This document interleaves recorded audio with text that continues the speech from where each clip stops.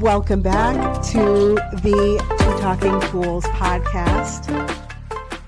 I almost That wanted to sounds say, so fucking I know, I almost wanted to say welcome, but Who was it's that? been so long. I haven't even but seen I you haven't in for a even, minute. yeah, so we didn't even do this. That's why I paused. I almost sang it, but I didn't. I waited. Yo, bitch, what's up? What's up? What's happening? What's up? Welcome back. This is a little disclaimer to the next episode. We are now on season 4, episode 1. We're starting off with an interview with a live guest here on Jody Boulevard on the Blue Velvet Couch for the first time. And it's going to be an intense conversation. This is going to be something that our viewers are going to be, I think we're going to get a lot of new viewers. And I think our current viewers are going to be like, how the hell did those two pull that interview off? Yes, absolutely. Or, oh my goodness, I would have loved to be a fly on the wall. And we're doing this as a multi-part series because we want it to be authentic. We don't want to, be cutting this up. So instead of doing one long episode, we are going to be spreading it out for people. Could be a 4-part series. Yeah. So we ask that when we do the clips, which you guys love so much, we just ask that you please just use kindness. And if you have questions, that's one thing. If you have an opinion that's backed by what you heard in the conversation and it's civil, that's great. But we're not going to tolerate anything more. Any hatred or anything like that will automatically be deleted. So, and you guys know we're not about the deletion life, but we will if we we'll do it if we got to. Yep, we won't tolerate any hate. It will be a sensitive interview with sensitive topics, so viewer discretion is advised. Listener discretion is advised. Yes. Please enjoy. Thank you. Welcome to season 4. Oh, I should have been like, welcome. Okay, bye, Shabs.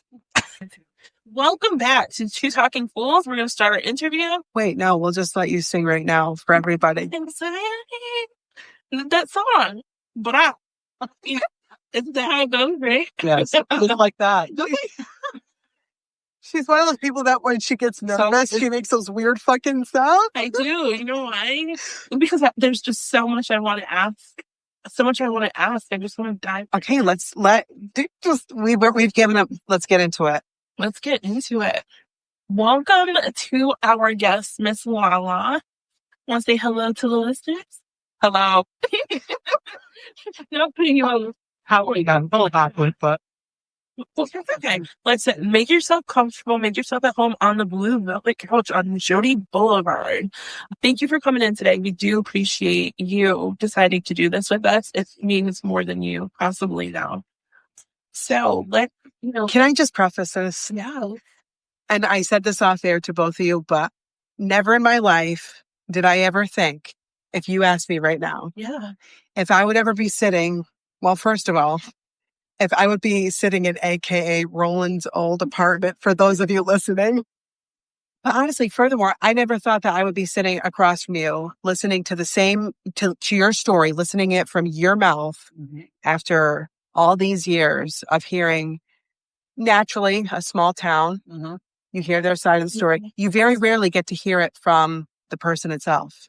So to have you on, it's an honor. Thank you. Yes, thank you so much. I'm very excited to be here. So thank you so much. So I'll preface it for the audience, and if this, look, this isn't scripted, right? So we're like teetering on how do we go about this, because we've never done it. But Lala here, you went to prison. You got sentenced for 10 years. Correct. You pleaded guilty. You were named the Heroine Queen of your town. I was. And you're here talking to us today about your experience, what got you here. And I think second chances is fair to say. Very important. Very important. To let people see the real you, not what everyone makes up. Right. Absolutely. And that one person that changed your life. Exactly, too, but in two. Yeah. Okay. So we're going to get into it. Yeah. So the Heroine Queen of our town. I mean, I have to say that because if I wouldn't be 100, that's what I've known you as a big forever. name, right? That's a bit.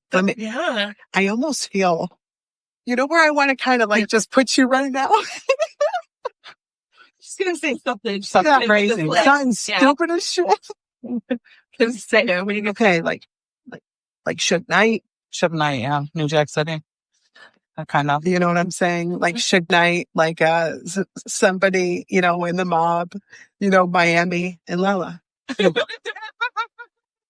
Glad we can laugh about it now, but no, not quite there. Probably they're always laughing. Yes. no, for sure. I wasn't always laughing at that. So, where do we start with you? Yeah. Talk to us a little bit about. Tell us a little bit about yourself. Like, what made like. How did you end up in Stafford? Can we start there just to like understand? Like, how did you end up, moving to Stafford, living in Stafford, growing up in Stafford? Tell us a little Born bit and about raised that. in Stafford. You were raised in Born and Stafford, you raised. said? Yep. Family is all here. Maybe not now, but that's my grandparents, my mother, my father. How was it here for you? Wow. I love Stafford. Absolutely love everything about it. And you said that you had family members that worked in the town as well, too, right? Yes, my grandfather worked for the town of Stafford for many years. Wow. My grandmother worked at TTM. Back then it was a North American Printed Circuit. Yeah. And she retired from there. Yeah. So, So good childhood. Good life here. good life here. Yeah, my mother did the best for us. My father wasn't around. Alcoholic, drug addict. Your dad was? Yeah. My mother never spoke bad about him, so it wasn't like Was this he in and out of your life, or she took off when we were young, to get away from him. And then he passed at 39 years old of a heroin overdose. So that, I mean, it affected us, but it wasn't like my mother was always there, grandparents always there.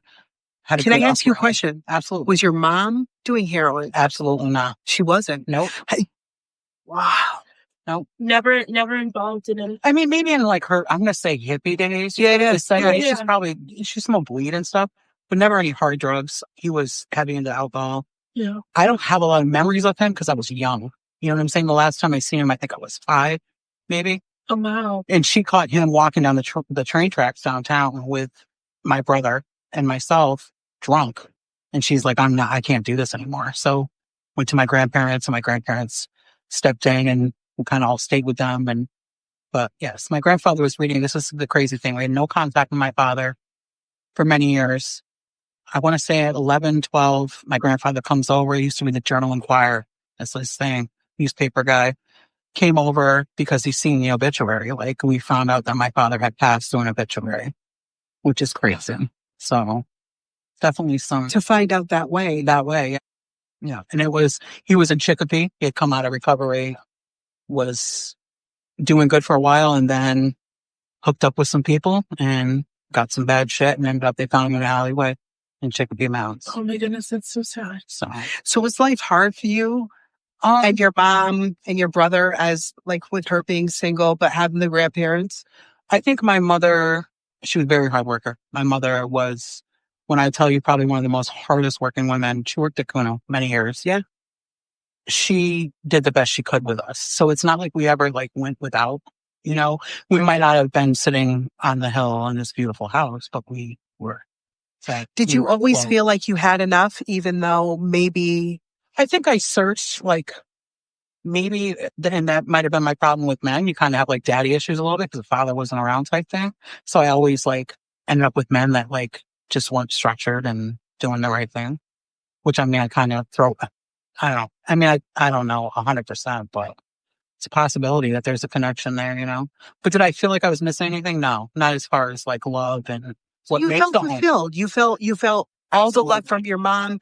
You had your grandparents. They were loving. Everybody was very active. Like, those aunts were very active. Yeah. Brother, we have a great relationship. I mean, he gets on my nerves. Sure. But so do mine. great. Yeah, absolutely. That's the love. That's the love. That's right. It's, when we need something from each other. We don't hang out all the time. And of course, we beat on each other growing up. Yeah, of course. My brother and I did the same thing. But he's a great guy. He's got a big heart. It was more me than him, but it's okay. But he's got his own name, stands out. But he is a good guy. He's got a good heart. And I know the real brother. I know who he is. You know what I'm saying? So. But people that know him, but not, they might think he's... Yeah, he's got a little bit of a hard exterior. Yeah. But he's got a hard gold. Yeah. And Don't tell me I said that. I won't. Well, you just told the whole world. The whole world knows. So everybody that sees him know that he's a big teddy bear. Come on. I don't think he'll be listening, but you never know. You never know. Maybe when he's down working in his garage, he'll throw on the podcast. So did you end up, I know you said that your mom and your grandparents and everybody were here in Stafford. Mm-hmm. Did you end up going to school here? Is that how you I built did. your relationship with friends? And I did. things I like went that? to school all the way up. I got pregnant with my daughter at the age of 17. And that's where I got out of school. Okay. Because I had her by the age of 18. So How was school that? What part? Giving birth, Kate? How was it? Tell me all the details. No, How was it? 17 years old. That's young. Scary. You want to hear something else? This is crazy. I was 6 months pregnant when I found out I was pregnant. I felt her move. I had my period the whole time. I felt